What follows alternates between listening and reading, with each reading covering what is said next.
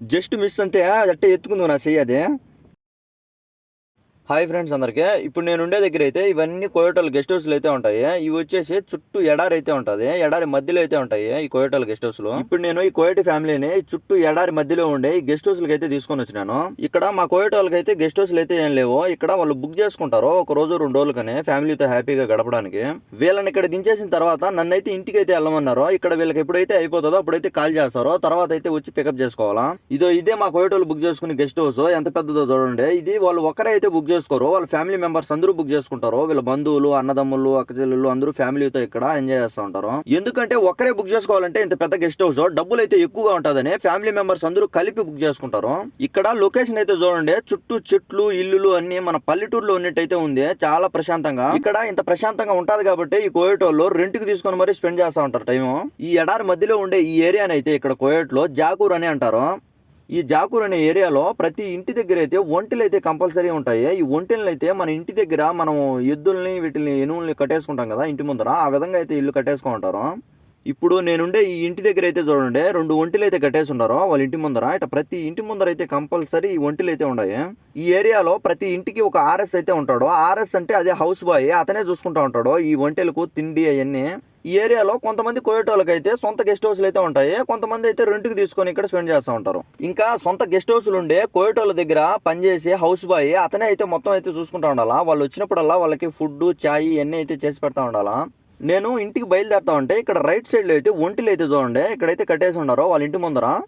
ఇక్కడ house bye పనిచేసే వాళ్ళు ఈ ఒంటెల దగ్గర చూసుకోవాలా, లేదా హౌస్ క్లీన్ చేసుకోవాలా, కోయోటోళ్ళకి వచ్చినప్పుడు వాళ్ళకి చేసి పెట్టాలా, అన్ని పనులు అయితే చేయాలా. శాలరీలు కూడా ఎక్కువ ఏమన్నా ఇస్తారా ఇంత పని చేస్తే అంటే శాలరీలు కూడా ఎక్కువ అయితే ఉండవు. 100 దినాలు 120 దినాలు అయితే ఉంటాయి. నేను కార్ దిగి ఆ ఒంటెల దగ్గరికి పోయేదలికి ఆ ఒంటెలు అయితే ఉరుమురు చూస్తున్నాయి నా సైడు. ఇక్కడ నుంచి నేను మెయిన్ రోడ్కి వెళ్ళాలంటే 1 కిలోమీటర్ దూరం అయితే ఉండదు. ఇంకా ఈ ఏరియా అయితే చూడండి ఎంత విశాలంగా ప్రశాంతంగా అయితే ఉండదు ప్రతి ఒక్క వీధి. ఇక్కడ కొంతమంది వాళ్ళ ఇంటి ముందరే ఖర్జూరపు తోటలు, ఈ గడ్డి అయితే పెంచుతూ ఉంటారు ఈ ఒంటెలకు, గొర్రెలకు వీటికి. నేను వెళ్లే దారిలో ఈ ఇంటి ముందర అయితే ఖర్జూరపు తోట, గడ్డి పెంచే ప్లేస్ అయితే ఉండదు, చూపిస్తాను చూడండి. అదో అక్కడ చుట్టూరు కంచిలాగా అయితే ఉండదు కదా, దాని లోపలైతే పచ్చిగడ్డి అయితే పెంచుతారు. ఈ విధంగా కోయోటోళ్ళు వాళ్ళ ఇంటి ముందర ఖాళీ ప్లేస్లు అవి ఉంటే ఈ విధంగా గడ్డి అయితే పెంచుతారు. ఈ గడ్డిని ఆ ఇంట్లో పనిచేసే హౌస్ బాయ్నే కొయ్యమని చెప్పి వీళ్ళైతే అమ్ముకుంటారు బయట. కొంతమంది అయితే ఈ విధంగా గడ్డి అయితే పెంచి అమ్ముకుంటారు, కొంతమంది అయితే వాళ్ళ ఇంట్లో ఉండే ఒంటెలకు, గొర్రెలకు అయితే వాడుకుంటారు. ఇక్కడ గడ్డే కాదు, గడ్డితో పాటు చుట్టూరు ఇక్కడ ఖర్జూరపు తోట కూడా ఉన్నది చూడండి. ఇప్పుడు ఇక్కడ పనిచేసే వాళ్ళు ఎవరైనా ఉండారా మన ఇండియా వాళ్ళు చూద్దాం అనుకుంటే ఎవరూ లేరు. ఇంతటితో ఇక్కడికి జాకూర్ ఏరియా అయితే లాస్ట్. ఇక్కడ నుంచి మెయిన్ రోడ్ అయితే ఎక్కి ఈ ఎడారిలో నుంచి అయితే ఇంటికి అయితే బయలుదేరాలా. చిన్నగా మెయిన్ రోడ్ దగ్గరికి అయితే వచ్చేసినాను. ఇదే మెయిన్ రోడ్డు, చుట్టూ ఎడారే, ఎక్కడే కానీ ఒక్క చిన్న ఇల్లు కూడా లేదు చూడండి. ఆ పక్క ఈ పక్క బండ్లు అయితే చూసుకుని చిన్నగా మెయిన్ రోడ్ అయితే ఎక్కినాను. ఇక్కడ నుంచి ఇంటికి వెళ్ళాలంటే ఒక అర్ధగంట అయితే ప్రయాణం.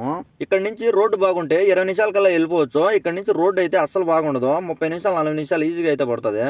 నేను వెళ్లే దారిలో అక్కడైతే ఒంటెలు మెప్పుకునే వాళ్ళు అయితే ఉన్నారు, చూద్దామని కార్ అయితే సైడ్ కాపి కిందికి అయితే దిగిపోయినాను.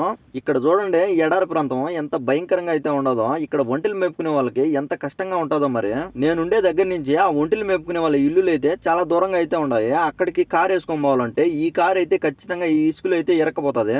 అందుకే దూరం నుంచి అయితే చూసి వెనక్కి అయితే తిరిగి వచ్చేసినాను. నేను వెళ్లే దారిలో ఇంకో చోట అయితే ఒక వ్యక్తి అయితే ఎర్ర టెండలో ఒంటెలు అయితే మేపుతా ఉన్నాడు చూడండి. ఈ ఎడారిలో ఇప్పుడైతే ఎండ అయితే వాంచేస్తుంది. ఈ ఎండకి అతను ఆ ఒంటెల దగ్గర ఎలా ఉన్నాడో ఏంటో మరి. కనీసం అతని దగ్గర నీళ్లు కూడా లేవు. నేనుండే దగ్గర అయితే ఇప్పుడు చుట్టూరు కంచి అయితే ఉంది. ఈ కంచి దగ్గర నుంచి నేనైతే వీడియో అయితే తీస్తాను నేను జూమ్ లాగే. అతనైతే నన్ను చూసి అతనైతే అక్కడికైతే రమ్మని చెప్పినాడు. నేనైతే చిన్నగా ఈ కంచి అయితే దాటుకొని లోపలికి అయితే నడుచుకుంటూ అయితే పోయినాను అతని దగ్గరికి. నేనైతే ఇదే ఫస్ట్ టైం ఈ ఒంటెలు కాసే వాళ్ళ దగ్గరికి అయితే పోవడం, ఇంతవరకు అయితే ఎప్పుడు పోలేదు. అతనైతే నాకైతే ఎవరో అయితే తెలియదు. అతనైతే అడిగినాను ఇక్కడ ఎన్ని సంవత్సరాల నుంచి పనిచేస్తున్నావు అని. అతనైతే 2 సంవత్సరాల నుంచి అయితే పనిచేస్తున్నాడంట ఇక్కడ. అతని జీతం ఎంత అని అడిగితే 80 దినార్లు అయితే చెప్పినాడు. 80 దినార్లు అంటే ఇండియా అమౌంట్ అయితే 22,000 చిల్లర అయితే వస్తుంది. వీళ్ళు బంగ్లాదేశ్ అమౌంట్ అయితే 40,000 అయితే వస్తుంది. మనకు వీళ్ళకైతే డబుల్ అయితే ఉంటుంది బ్యాంకీ రేట్ ఇక్కడ. ఈ కోయట్ లో చాలా తక్కువ జీతాలు ఎవరుకుంటాయంటే ఈ ఒంటెల దగ్గర పనిచేసే వాళ్ళకి, గొర్రెల దగ్గర పనిచేసే వాళ్ళకి, ఎడారిలో పనిచేసే వాళ్ళకి, వీళ్ళకైతే చాలా తక్కువ అయితే ఉంటాయి జీతాలు. కష్టమేమో ఎక్కువగా ఉంటుంది, జీతాలు అయితే చాలా తక్కువగా ఉంటాయి. అతన్ని ఏ దేశము అని అడిగితే అతనైతే బంగ్లాదేశ్ అని అయితే చెప్పినాడు. 80 దినాలకు ఎంత కష్టపడుతున్నారో చూడండి ఈ ఎడారిలో ఒంటెల దగ్గర. అతనైతే ఈ ఒంటెలకు ఒక్కొక్క దానికి ఒక్కొక్క పేరు కూడా పెట్టుకున్నాడు. అతను పిలుస్తానే ఆ ఒంటెలు అయితే తిరిగి మళ్ళీ చూస్తున్నాయి. ఈ ఒంటెల దగ్గర ఇద్దరైతే పనిచేస్తున్నారు. అటు సైడ్ అయితే ఒక అతను ఉన్నాడు, ఇటు సైడ్ ఇతనైతే ఉన్నాడు. ఇప్పుడు ఈ వీడియోలో మీకు చూసేదానికి ఇక్కడ వాతావరణం అయితే కూల్గా అయితే కనిపిస్తూ ఉంటుంది, కానీ ఇక్కడ ఎండ అయితే వాంచేస్తుంది, మామూలుగా లేదు. ఇప్పుడైతే ఎటువంటి గాలి అయితే ఏం తోలడం లేదు, ఇక్కడ సుడిగాలులు అయితే తోలుతూ ఉంటాయి అప్పుడప్పుడు. ఆ సుడిగాలు కూడా తోలిందంటే ఆ దుమ్ముకి ఇక్కడైతే మామూలుగా ఉండదు. వీళ్ళైతే ఈ ఎండకు తట్టుకోలేక ఆ ఫేస్కి అయితే మొత్తం టవాల్ అయితే చుట్టుకొని ఉండరు, కళ్ళు మాత్రమే కనెక్టెడ్గా పెట్టుకొని ముఖం అంతా ఈ టవాల్ అయితే చుట్టుకొని ఉండరు చూడండి. నేనైతే ఎంతసేపటి నుంచి దూరం నుంచి వీడియో తీసుకుంటా ఉంటే అతనైతే నన్ను దగ్గరికి పిలిచి ఈ దగ్గర నుంచి తీసుకో వీడియో బాగా వస్తుందని అయితే చెప్తున్నాడు. నేనైతే ఇదే ఫస్ట్ టైం ఈ ఒంటిల్ని ఇంత దగ్గర నుంచి చూడడం, వాటిని పట్టుకోవడం. దాని మూతి దగ్గర చేయి పెడతానే అదైతే కర్చడానికి అయితే వస్తుంది చూడండి. జస్ట్ మిస్ అంతే అట్టే ఎత్తుకుంది నా చెయ్యి. అది ఈ ఒంటిలు చూడడానికి పొడుగ్గా ఈ చాలా హైట్గా లావుగా ఉంటాయి, కానీ ఈ ఇసుకలో పరిగెడం మొదలు పెడితే చిన్నగా పరిగివు. ఇక్కడ ఈ ఒంటిలు కాసే వ్యక్తి రూమ్ ఇక్కడ కాదంట, ఇక్కడ నుంచి ఒక 5-6 కిలోమీటర్ల దూరం నుంచి అయితే ఇక్కడికి వచ్చినాడంట.